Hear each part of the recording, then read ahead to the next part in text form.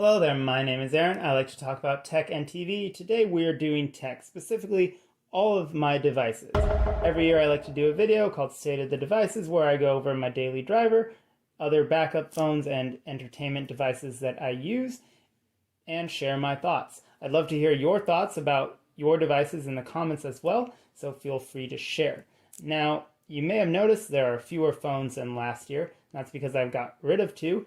I had a Kyocera Duraforce Pro 2, and that one was waterproof, so I bought it to take on hikes and adventures, things like that. It didn't end up getting much use, and in most cases I just ended up taking the Z4, throwing 360 camera or other accessories on there, and that just works a lot better, so I got rid of the Kyocera because it wasn't being used. The other device, which I'm a little sad about, is the Nexus 6. It's a great phone, fantastic, gorgeous display, but again, it just wasn't getting a lot of use. I didn't have a specific need for it, so I ended up parting with that one as well. That brings us to my daily driver. This is a Google Pixel 3, and I've had it for several years now. It works great. I really love the form factor. Just phones used to be a normal size, and now they are not sized for normal hands. I like the fingerprint sensor on the back. I like that it's not just a ugly mess of cameras. It's functional. It's the perfect phone. I like Android 11. It has 2-button navigation, which is just seamless, and I can't imagine what I would do if I had to get a new phone. Right now, it still lasts me through the day, which is totally fine.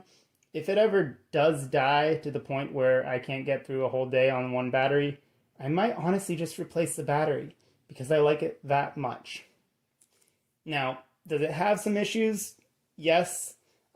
If you try and record any sort of video for an extended period of time, it will overheat. That's kind of just a problem with these Pixel phones, I'm pretty sure. But again, I don't really use it for that. I use other devices, and also it only has 4 gigs of RAM, which works totally fine for the most part. The one issue that I do run into is sometimes with RCS chats. If someone's trying to send 5 to 10, a bunch of photos basically, if someone's spamming you with a bunch of photos, it'll lag. And I'm not sure if that's just the lack of resources or if it's just something in the Google Messages app, but RCS chats can get a little overloaded. But other than that, I've had 0 issues. Android 11 is great. The cat Easter egg is great. It's a fantastic phone, and that's pretty much all I have to say about that. Moving on, we have the Moto Z4, another phone that I've gushed about. It's modular. It's great. If you don't know what modular means, just go check out one of the other videos that I made where I go over all the fun attachments that you can put on the back of your phone. So Apple thinks they're cool with MagSafe. Moto Z did it way better. Now, as far as modular phones, I hope that they become a thing. QI2 is kind of starting to shift in that direction, but not quite. And the HMD Fusion, which was recently announced and is out now in some markets, that one looks pretty decent. We'll see if the market actually develops for it. I hope so. And so, yeah. I don't really need to talk a lot more about the Moto Z other than I have 2 of them. They're great. The second one is basically my permanent camera at this point. And yeah, they're great. They're great. That's pretty much all I have to say about that. Which brings us to the newest phone in the collection, which is actually one of the oldest. This is a Google Pixel 2. So it's really nice. It's a little big, but doesn't have any ugly, hideous notches like the 3XL had. And this one was purchased for one purpose and one purpose alone, and that is Daydream. So Daydream View was basically Google's attempt at phone-based VR, which they gave up on very shortly afterwards, like they do with everything. So never invest yourself in any sort of Google environment because they're going to just stop development on it in 2 years and go on to the next new and shiny thing.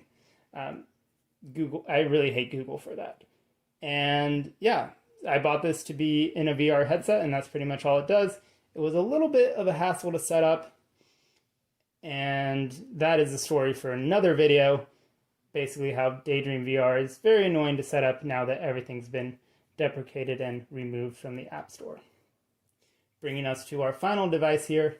This is my Lenovo Smart Tab M10. It is the second generation, which you can identify by these pogo pins. The older ones and the newer ones don't have that. But actually the older ones might have, but the newer ones do not, unfortunately, which is a shame because I really like the dock with this one and the ambient mode, which is a hassle to actually get to work because Google, again, screws stuff up, as they often do. And yeah, it's a great entertainment device. The specs are pretty decent. The build quality is really great, especially for sub $200, which is what I paid for both of mine. I actually have two of them. I got one for my partner. So we have two of these, and they work great as entertainment devices. They're not going to be a powerhouse editing machine, but again, that's not what they're made for. And again, for under $200, it's a great tablet. So that's all I have on the table, but if you saw the thumbnail, you probably noticed something else, which is this. This is an iPod Touch, and I have never owned one. And now I have 3 of them. So yeah, this is honestly the topic for another video. I also have a couple other iPods floating around, and I would just love to talk about these. But yeah, right now they're pretty darn cheap, and so if you want an MP3 player, now's the time to get them. I have really been enjoying these lately, and one of them basically lives in my car as a permanent storage device and media player.